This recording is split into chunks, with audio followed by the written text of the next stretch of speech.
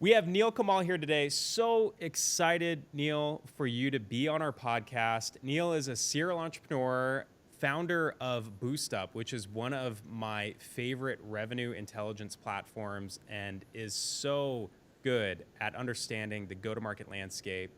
Since BoostUp, Neel has founded AdamX, which is a new AI-built first company, which he's going to walk us through.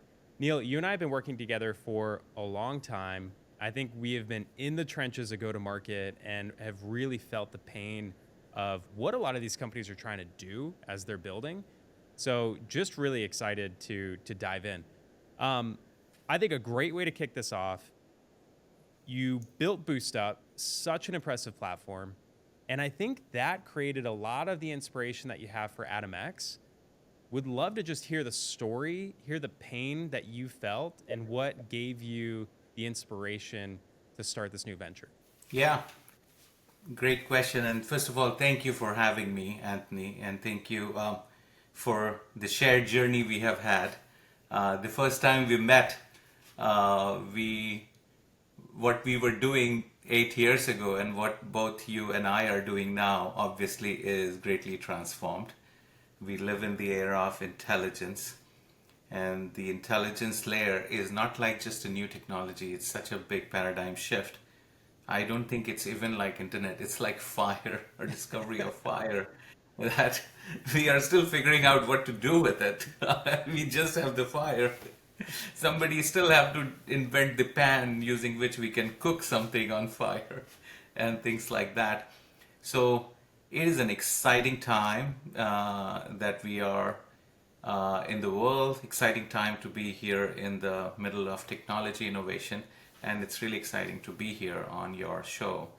Um, like you said, when we were building Boost Up, and you'll relate with this journey, and so would your audience. Founders and early team, engineers, developers, everybody else, they put their heart and soul in building a company. Mm-hmm. And as they do that, they are striving for the moon, everybody wanting to build the best product that they possibly can. For some portion of those companies, they get lucky and are successful in truly building great product out there. We did that. We felt by the time 2020 arrived, we were 2.5 years into building our company and our product. We had already gotten several customers, and many of those had used our competitive product in past and then left that to come join BoostUp. Which means in our mind as founders, we felt like we have arrived, we have built something of value that our customer like.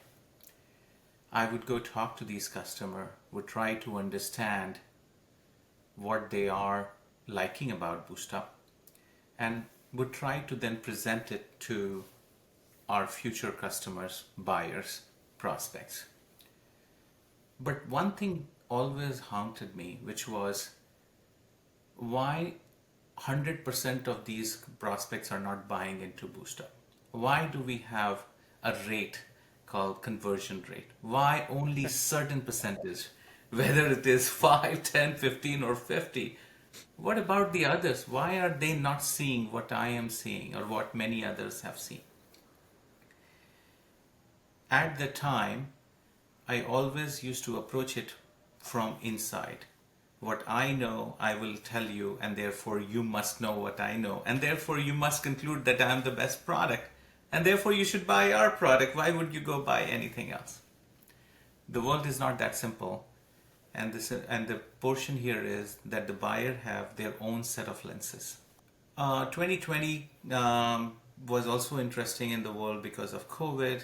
We started having a lot more meetings because of COVID, but obviously remote meetings. World figured out a way to get efficient, and our conversion rate only started looking worse. It took a beating. It did not get better. In fact, it was trending in the wrong direction. Mm. Then came 22, the slowdown, and also towards the end of 22, a little known birdie, the ChatGPT, shocked each one of us. And then 23, when it became more mainstream available, that's when a couple of us got together and started experimenting with this idea that trying to solve the problem of BoostUp on why is our revenue not as great as we would want to be. In that process, we ended up inventing something so cool, so powerful, that it became a foundational change in our mind, and that led me and my partner at that time, Abhishek Gudgutia, to start AdamX. We formally started in April 2024, and it has been an exciting journey. It has been, every day has been a day of innovation, struggles, and opportunities all at the same time. And that's the journey so far. That's amazing. And I think the best innovations, the best products are really built from that organic, hands on.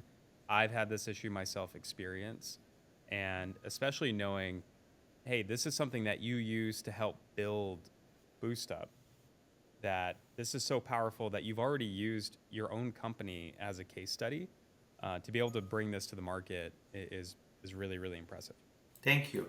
And I really drive inspiration from, you know, the struggles of leaders, CEOs, CROs, CMOs, many hours of, countless hours of effort and work goes into building a great technology.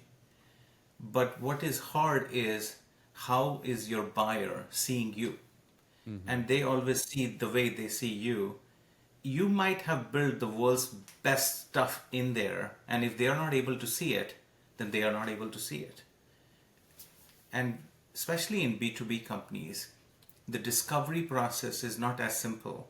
And the process of going through it, first of all, the substance is of high dollar value.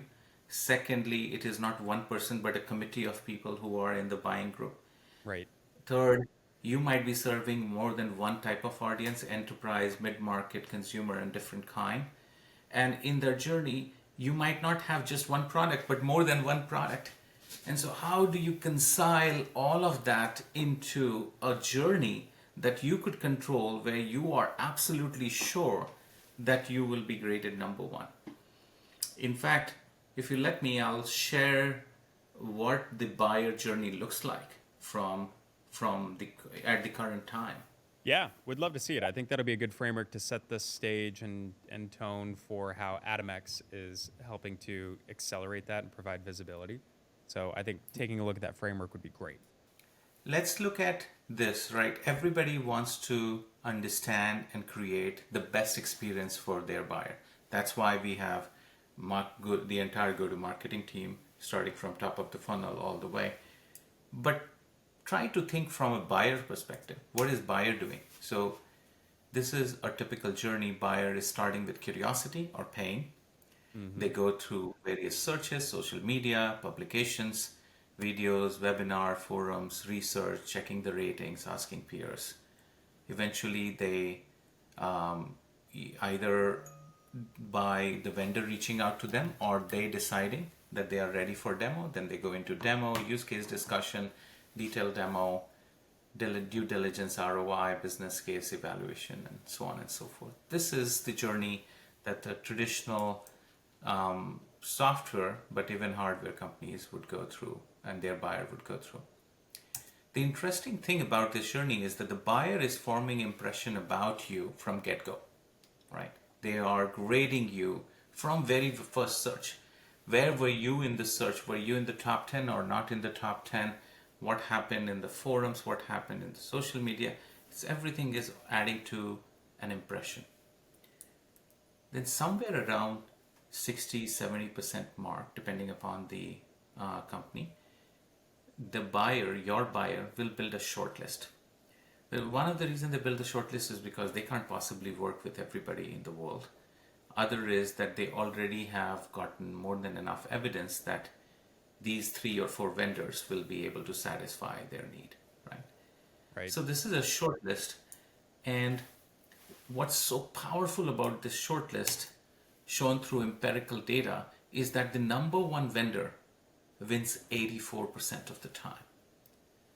Now, who is the number one vendor? The number one vendor is not a selected vendor yet. It is just part of the shortlist, but it is the vendor who you have the best impressions so far.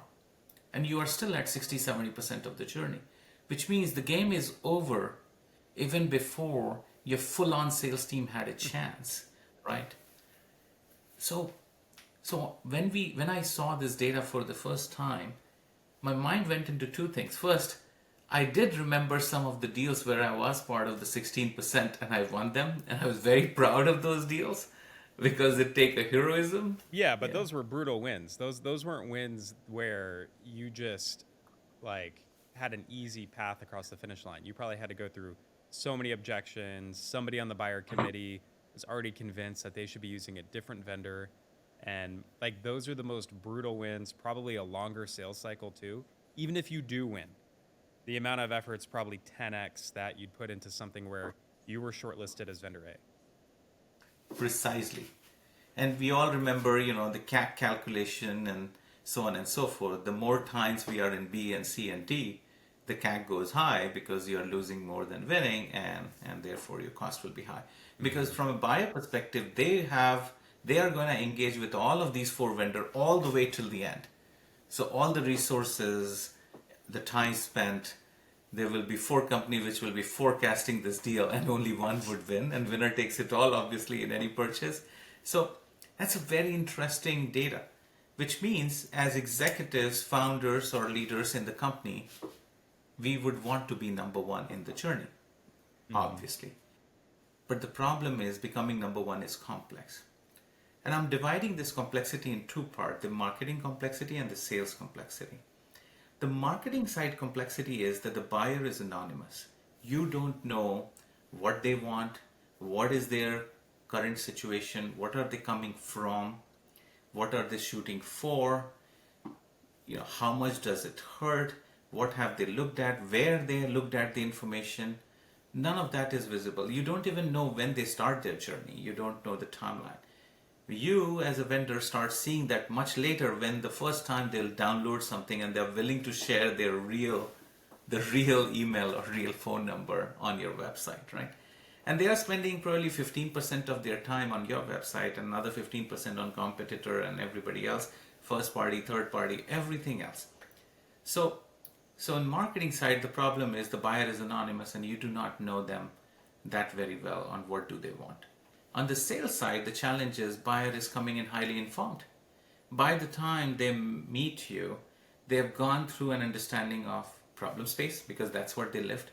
They understand a little bit about solution space, various offerings, and they understand the competitive landscape very, very well, right? You against your competition.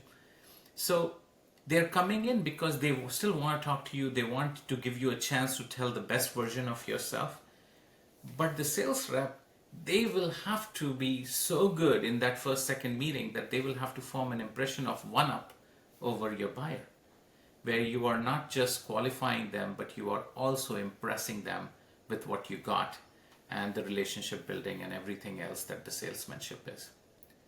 This is hard for sales team, and that's why it takes so much time and effort into building and enabling a sales team.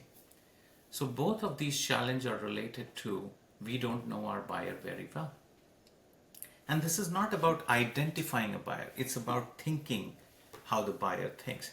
So jokingly in BoostUp, I used to say that if I could just put a chip in their head and get all the data of what they are thinking, I can win any deal. My team is ready to close and the hardest customer there is if we could just know what they are thinking. Obviously, that's not possible. So we ended up at AdamX, we ended up inventing the next best thing, which is we built our own buyer. Basically, what we did was we took a model, a large language model, a thinking model, and then we trained that model to think like the buyer of our customer. Let's say we are working with MongoDB as a customer. Then we train a buyer to be the buyer of MongoDB. Now, MongoDB might identify that for one of their buyer is a mid-sized enterprise customer between 2,000 to 4,000 employees, where the buyer is Our buying committee includes a database engineer, architect, and a VP of engineering, and maybe even a DevOps person. Then we train the model based on internet data to think like those personalities, what they have gone through. That buyer also has a company. That company has a size, an organization, a hierarchy, and a set of things that they are bringing out in the market. So we synthetically create that information, and then that company also has a problem or pain. They might have several applications. The applications are running low, the queries are high, or some application went down and the board is saying that this is not acceptable, or the CEO is pissed about it, and the CFO is beating down their neck on why they are spending so much money and yet this is so reliable. That is also something we synthetically create, just like a real buyer. But once we have created those situations and scenarios, we feed that to the model. This model is a very good representative set of your real buyer. And then we do something beautiful with it. Then we have this buyer go through your journey, your buyer journey, and your competitor's journey, and is able to give you a baseline of what does your buying journey look like, how good you are against your competition. A buying journey roughly consists of 400 to 600 different touch points. We organize that in form of episodes. Then episodes become the part of journey under the part of buying persona. So we organize all that data and then present it in such a way that you would be clearly able to understand where you are hurting. If you are hurting, let's say in the area of customer testimonials because you don't have enough, you should fix that problem versus having lots of webinar. If you're hurting because you don't have third-party validation, then you should fix that problem rather than doing a website refresh. If you're hurting because your initial journey message is different from your later journey message, then you should fix that problem rather than having a marketing automation tool implemented. So as in my own experience at BoostUp in 5+ years, we solved so many problems without fully understanding that those were problems of our buyer. And that is where the resource organization, what we need to fix when, and why we are not seeing the results that we want, why we are not getting the revenue, all of that fall in trap in because of that. And it is so hard to get this data. It's so hard to know all the touch points that your buyer might even go through to even give it a proper evaluation, let alone what your competitors have set up out in the market and what third-party websites might be saying about you or not saying about you. So to go through this with an unbiased lens, nearly impossible. If I'm looking at things, I'm immediately filtering what I'm looking at based on my perspective from inside my company. So if I were to use Lean Scale as an example, if I'm looking to compare us to RevOps, go-to-market agencies, or other people, I'm immediately disqualifying things that I don't agree with, and that's not helping me. That's not putting me in a position to really identify where they're positioned better than we are and where we can fill in gaps. Because I'm just going to be having confirmation bias of what I believe in being inside the dome of Lean Scale. So not only the amount of data you have to collect, but then to do it in a way that is actually going to be done correctly without as much bias as possible, that part I feel like might even be the harder part than the data part. And the values that you get out of it is you don't have to depend upon these the old school metrics. You like, for example, we used to track how many G2 reviews are we getting, how many webinars are we doing per month, how many website page visits are we taking, what is our drop-off rate, what is our top of the funnel conversion rate, what is bottom of the a lot of these things that we are tracking ultimately gets simplified to a very simple thing. How does our buyer look at us? If your buyer is treating you number one, you will start winning. if your buyer is treating you number four, you doesn't matter how good one tracking system versus another tracking system it is, you are not winning because you do not create the best impression in minds of your buyer. Now you will win some deals irrespective because there will be a buyer who hate every other competitor, so you become the default choice. And I Right. have won such deals myself, and my team has. But for predominantly, the only metric that matter is how your buyer like you and where do they rate you. And unfortunately, so far, there was not a good way to measure that consistently. And like you said, in an objective fashion where you're not biased from inside. Right. Many years ago, during my master's program, I had heard the concept of secret shopper that consumer technology companies would do.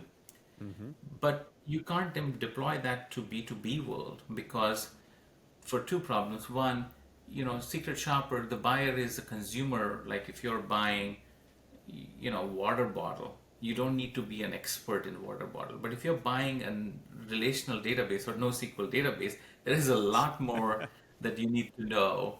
And and the second problem is that the entire process is built to progress or reject you as a buyer. So if you're not really answering the question in a discovery call, then you will be rejected. You won't be able to go to the next level. If you're Right. not providing information correctly, you won't be sent that Gartner white paper, and so on and so forth, just Well, giving some examples. and normally it's going to be filtered out right out of the gate. If I were to go request a demo from another RevOps agency, immediately they're Yeah, going to say, "No, I'm not having a meeting with Anthony and Enrico, founder of Lean Scale. That I'm not going to have that's that right. meeting." But taking the consumer approach, like you're saying, when I was in college, I worked at a restaurant. We would often go to restaurants that were similar. You could call them competitors if you want, and then understand like how are they preparing things, what is their service like, what are they doing that might be working, and we would have people come into our restaurant and test, hey, how are we doing? And write everything down. How long did it take to get to the table? How long did it take for my food to come out? Was the server friendly, knowledgeable? Did they know everything? So we were able to test how good of an experience are we providing, and it was relatively easy to have that process in place.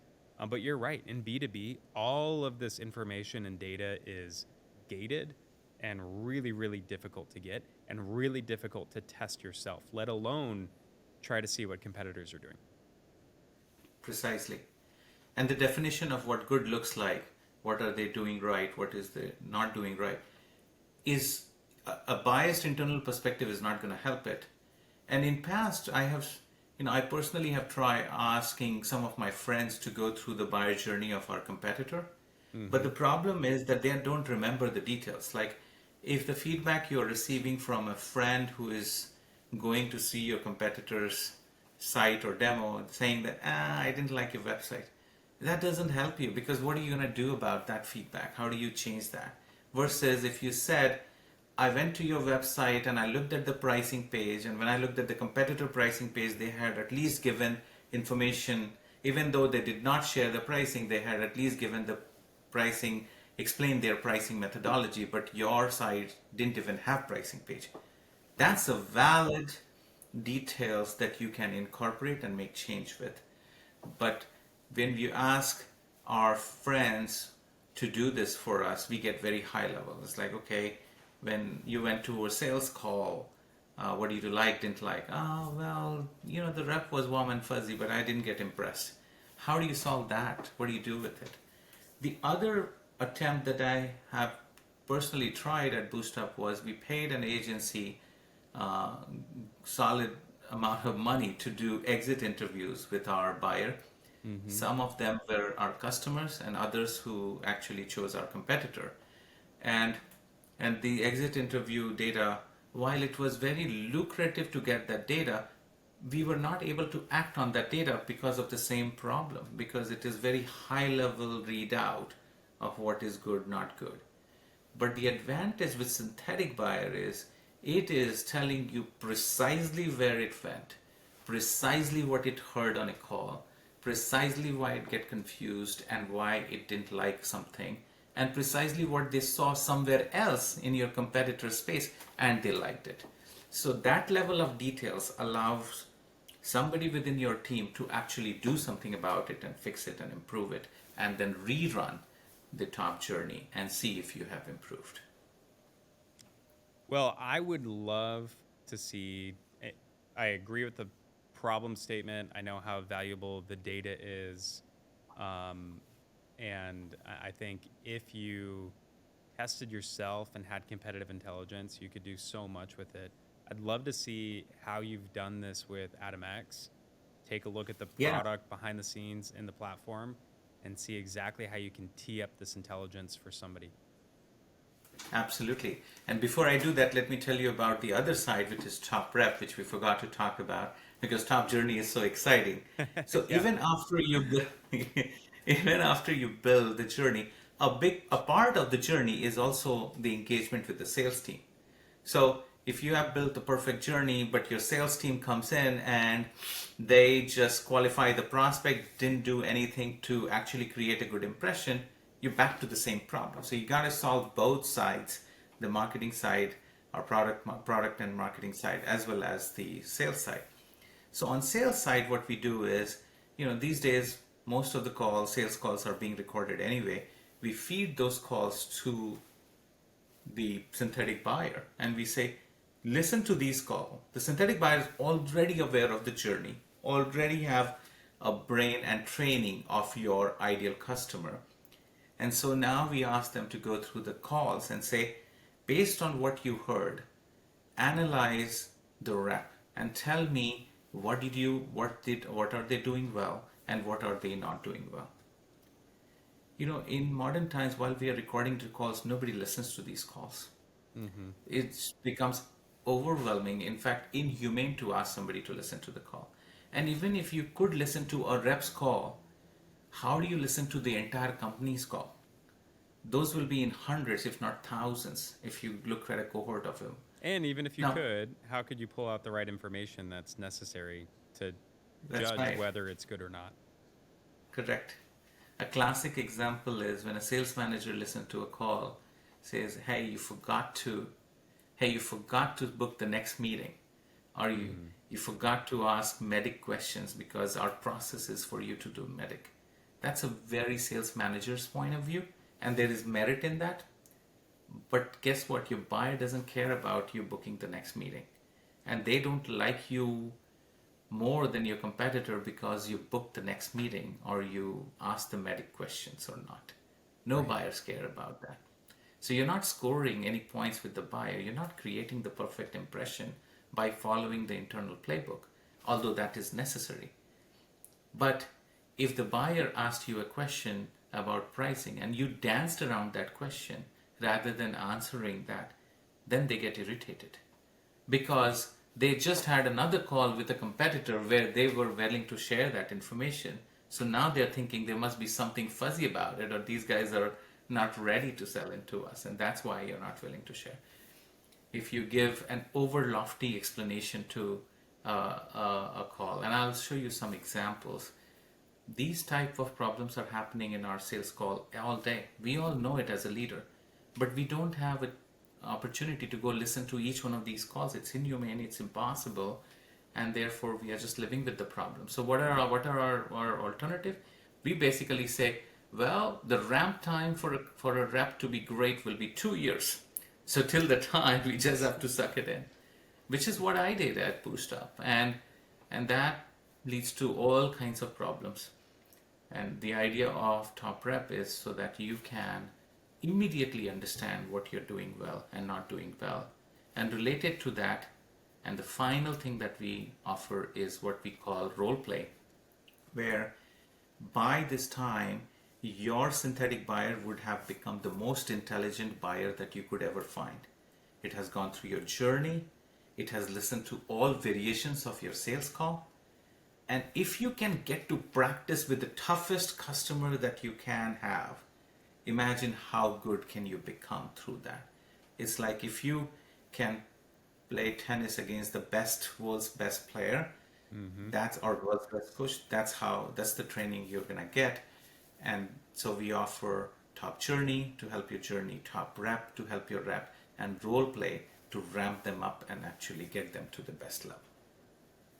Yeah, it's so All smart. right. We would normally wait, like you said, especially a lot of the companies we work at, they have a 6 month sales cycle. So you hire someone, you wait 6 months to see if they closed anything. Then you give them another 3 months because maybe there's some excuse on pipeline or they have a couple deals that are just about to close. And then you realize that you made a bad call. And that whole time you had somebody not good in seat. You're wasting opportunity costs of getting a good rep in seat. No, it's a huge time delay to be able to assess your talent. And I'm not only blaming hiring poorly, it's also a lot of time to enable people. So I'm excited to see that aspect of the platform as well, because I think that's super valuable. So this is the demo environment. You see 3 products in here: top journey, top rep, role play. Right now I'm at top rep. Let's start there. Then I'll take you to journey and role play. So we are looking at a particular CRO of the demo company. We have the last month of call, which is 164 calls. Mm-hmm. Synthetic buyer has listened to each one of these calls, and it has done the analysis at every level. You can look at that CRO level, you can go to the VP level, you can go to even down to a rep level. So I'm going to show that to you one by one.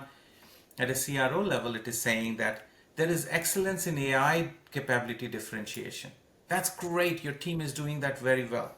Mm-hmm. However, there is inconsistent pricing discussion management. There is poor security requirement handling. At this point, if you're a sales manager like me who believe in your team, you'll be like, tell me more, like give me some evidence of this.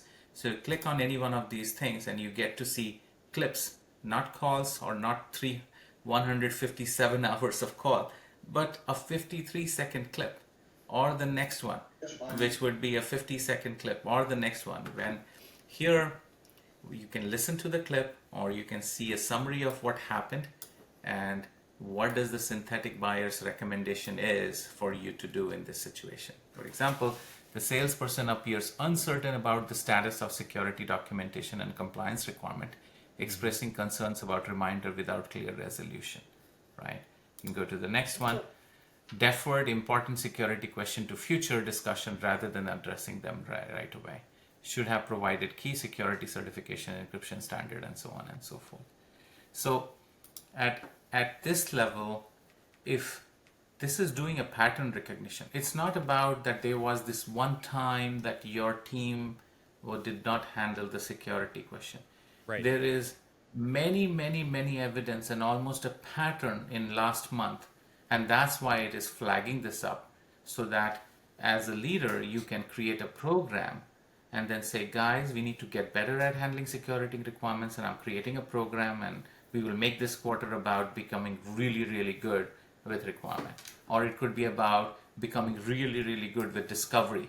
How do we do discovery? How do we do intelligent discovery without offending or taking too much time with the buyer? These are programs that could be created. All these clusters are in relevance to, so you have Michael's team up there. So let's say Michael's running the commercial sales team and Anthony's running the enterprise sales team. You might have different insights based on what products or firmographic segment or region they're going to market. Exactly. Correct? That's right.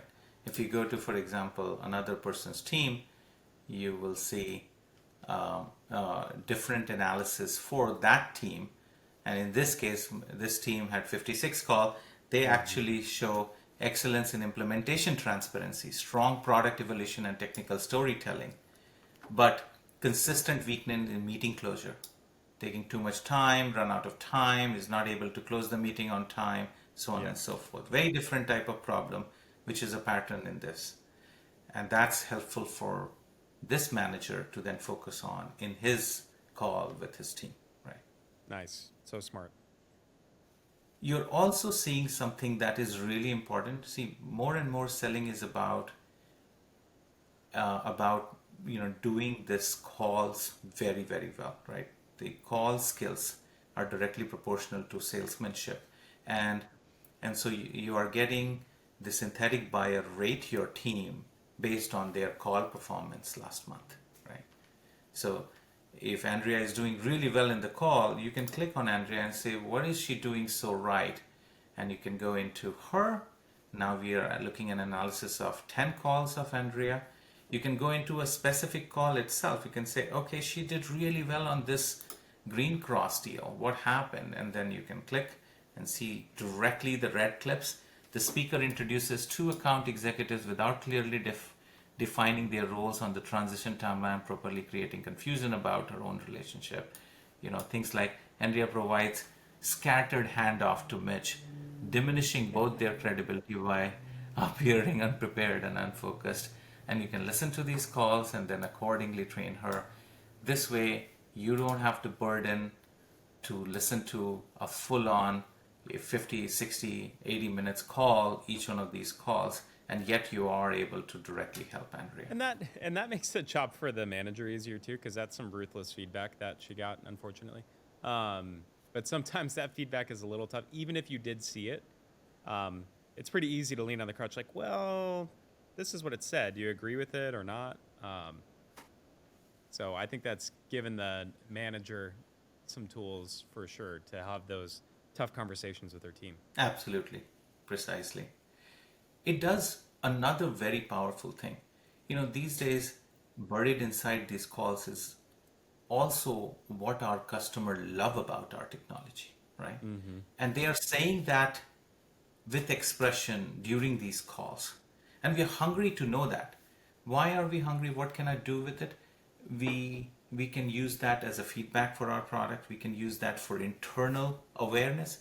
We can use that for customer testimonial. We can use that for case studies. There are so much value in these golden moments.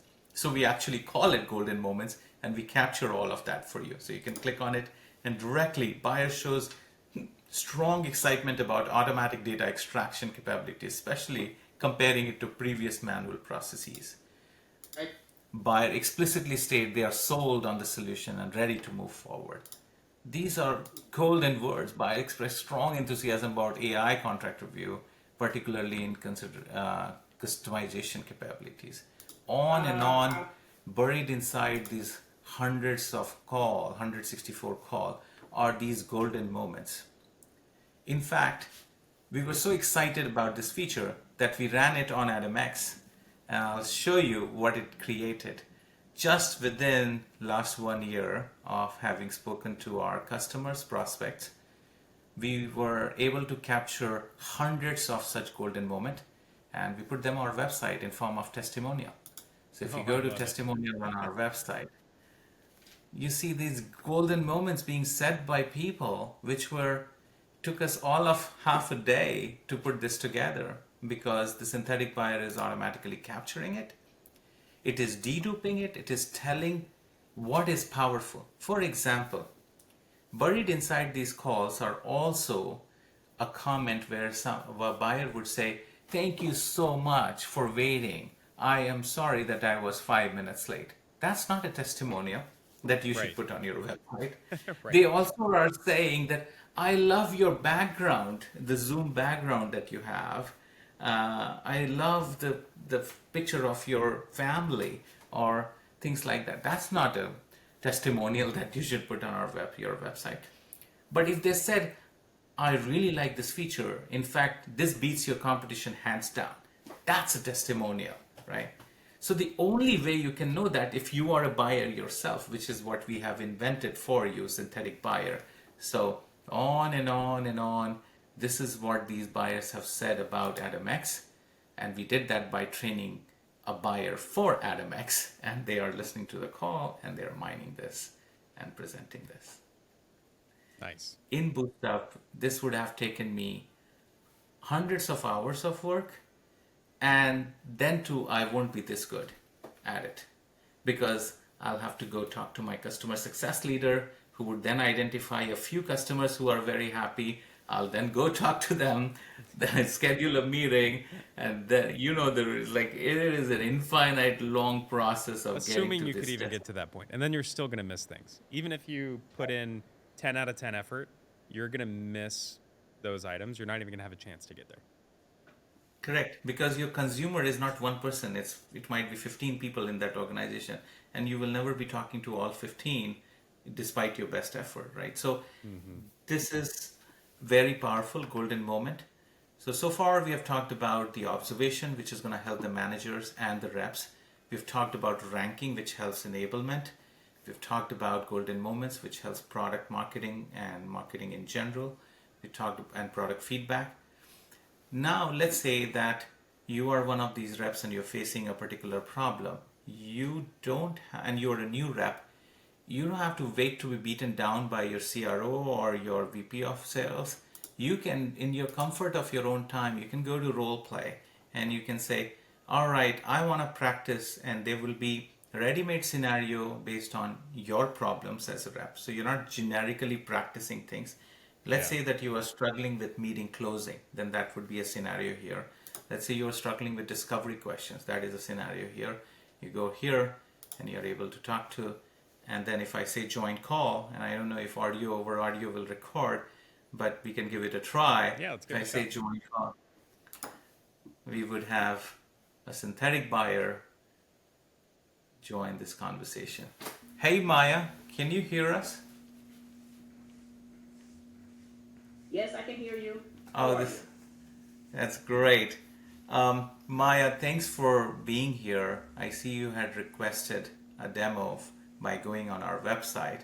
My name is Neel Kamal, and I am going to be your chaperone for this call. It so happened that my friend Anthony Enrico, he also was here in the office. He's considering joining our company and wanted to see how the interaction looks like. So he is also listening in. Do you mind, and would you be okay saying hello to Anthony? Hello, Anthony. Nice to meet you. Let's get started. All right. Maya, it will be great to get started with an introduction about you, maybe a little bit about the company, and what problems are you trying to solve.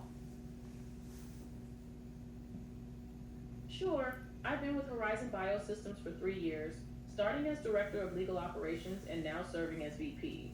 We're a biotech company based in San Diego with over 750 employees. Currently, we're looking to address inefficiencies in our contract management process, too many manual steps, no standardized intake, and limited automation. Let me stop here, otherwise we'll go into a being a Love it. full That was great. salesperson. Audio came in great too. So, no, that's an excellent example of, hey, let me get some reps in. And if you're a professional salesperson, your livelihood depends on your skill and ability to move deals along, position the product in its best light possible, and just continue to refine your craft. So, the right reps, I think, would be really excited to have something like this where they can go do their own personal training on their own time or prep this way for a call that's coming up too. Precisely. So far, how we have been treating enablement, Anthony, is we have been treating like a classroom program and treating our reps really as as a freshman graduate. And we Mm-hmm. say, all of you will learn algebra one-on-one, and all of you would do this, and all of you have to go CS one-on-one, and this and that. And the problem with that is that the good ones get bored in the class and then they create nuances, and the bad ones feel under pressure because they are being compared against the good ones. In reality, professional training should not be like that. If you are an athlete or you are a tennis player, you should, and you are very good with serving, there is no point me wasting time teaching you how to serve.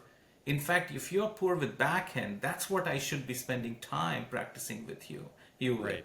So, but doing such personalized coaching was next to impossible because it would take a one-on-one coach to rep ratio. It would take a manager dedicated to that rep to make that rep great, or an enablement person. That's not sustainable. That's not even doable in a modern enterprise. But with top rep and role play combination, it is possible because top rep is watching you and role play is helping you practice only areas where you are weak at. I love it. I love it. All right, time for the final and the thing that we started with, which was top journey.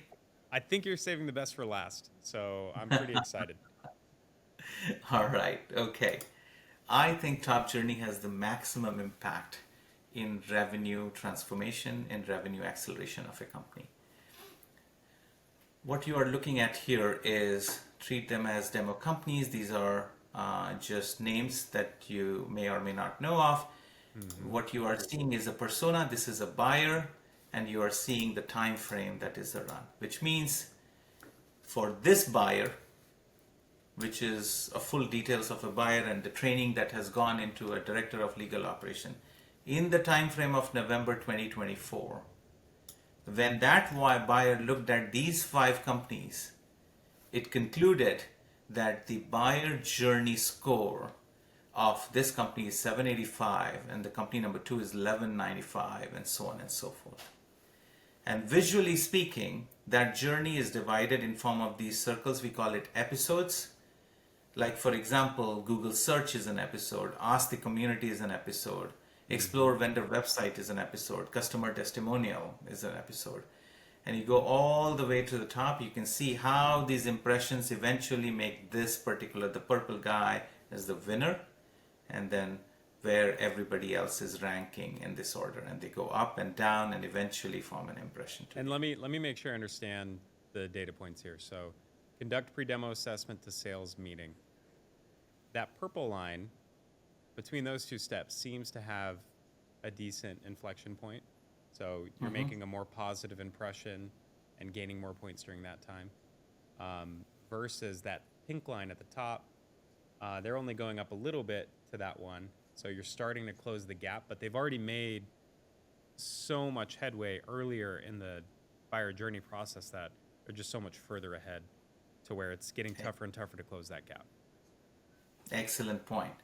Now imagine if you were the CEO of this company and your CMO came in to you 3 months ago and said, I think our problem is demo assessment, and you spent a ton of money in creating demos and put that on your website. Yes, you got slightly inflection point, but you are so far down, there is negative impression happening at this place and this place, that this little bump in the help is not helping you win the race. So to truly win it, you will have to be at it, not by accident, but by being on that purpose. Measure, improve, measure, improve. And the cool part of measurement, don't measure in isolation. There is no internal measurement. Measure externally against your competition. Let's say that you were actually a very average buyer journey, but everybody else in your space is way worse. You will win. Right. So the race is not about being good. The race is about being best. It's a relative game to begin with. And that's what this does for you. So now we are looking at the entire journey. That's the top level view. You are seeing a summary here. What it is saying is that the CPI dominates in AI capabilities against Ironclad and Agiloft through superior Gen AI feature, right? Better accuracy metrics and deeper integration example evidenced across Google search, webinar, and initial documentation phases. Which means for those episodes, for Google search, webinar, and documentation, in those episodes, you are doing really well if you're that company. But for example, implementation reliability concern. The company lags behind Ironclad and Siren in implementation consistency, shown by broken promises and demoware community feedback. 6-month Salesforce integration timeline versus competition, faster deployment, documented in Ask the Community and social media phases. So this is the part. There is no one reality. It's not like overall there is only one thing that, hey, you are very good with this. At every episode, different impressions are being formed. In these episodes, you are poor here. In these episodes, you are good here. So that allows you to then identify which episodes are hurting the most, which episodes are something that I can fix, and then go further down in those episodes.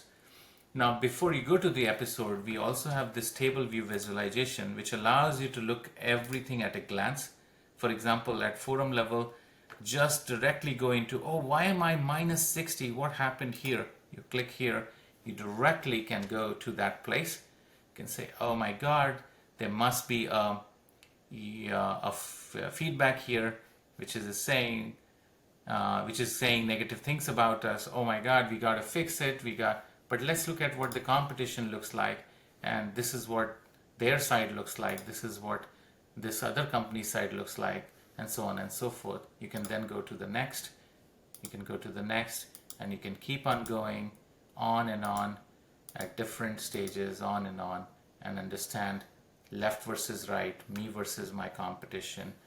Go look at the score, go look at the observation, understand the observation, fix based on that, and then That's effectively pretty create powerful. better. I mean, to pull in that type of research would take hours and hours of work, and you'd probably miss it. And then comparing it to your competition, that is to get laser focused in exactly where you can go improve some of your metrics, improve some of the impression that the market has on your company. That's really powerful. Thank you.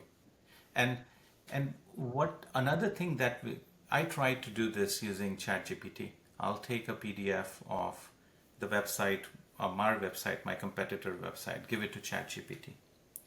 The problem with that is when a generic system looks at that, it will make generic commentary. It will say things like, your website is too long. It will say things like, your text is too verbose, or it will say like, you have lesser competitor name mentioned. But that doesn't do anything because we have already too many voices on that table on making a change.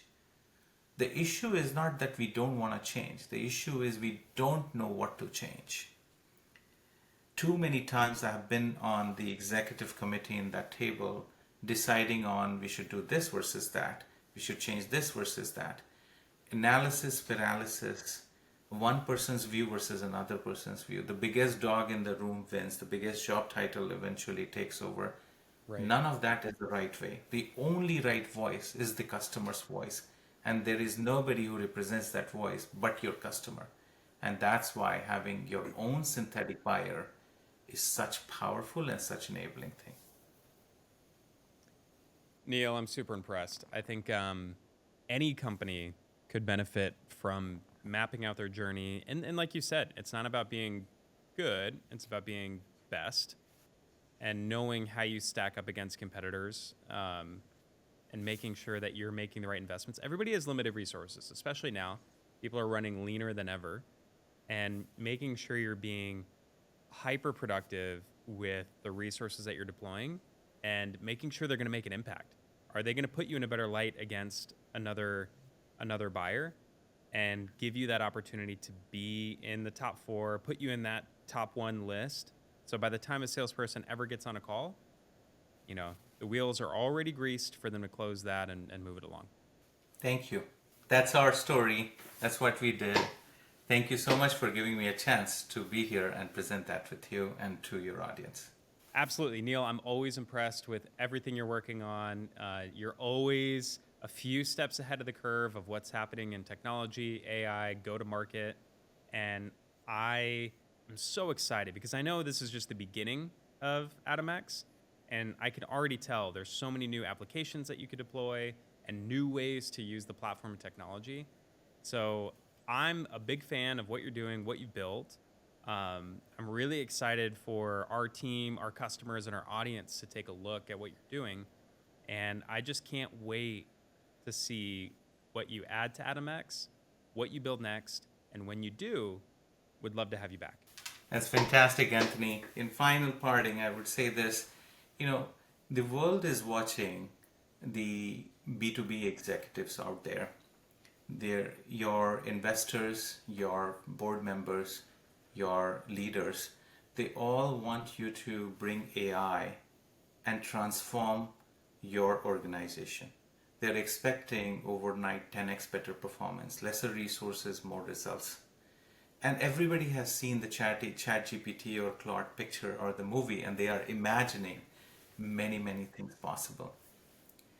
Those of us who do not do anything about it will be looked as the dinosaur of the last era who knew what to do before this intelligence layer was brought in. Now, as I say this, if I was in your shoes, I face an important dilemma and confusion, which is, how do I go about doing this? I have ChatGPT available at $20 a subscription. I have Claude available. I can do this. I can take transcript of a call, feed it to this. I can take a website dump and then feed it to ChatGPT and then have some input figured out. The world is not looking for you to just you create some text generated by this intelligence engine, but be extremely thoughtful on how you would save time and produce 10x more output. That can only happen if you go look for and seek these type of transformative technologies, which are intelligent, but they are also thoughtful about the use cases. One technology at a time, applied like this, will solve a lot of such problem. If you want to work with AdamX, we will be able to help you become number one in your buyer journey.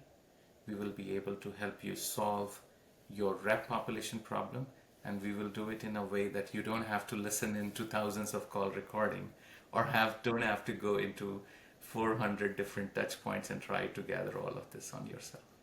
Thank you so much. Thank you, Neel. I don't know what I'm going to do with my Sunday nights now that I won't have to listen to all the calls, but I'll find something probably more fun or productive to do. But you're right. There's going to be winners and losers, so eloquently said. And I know if I were betting on someone to come out ahead, my money's always on Neel. So looking forward to seeing what happens next and can't wait. Thank you, Neel. Thank you. Bye-bye.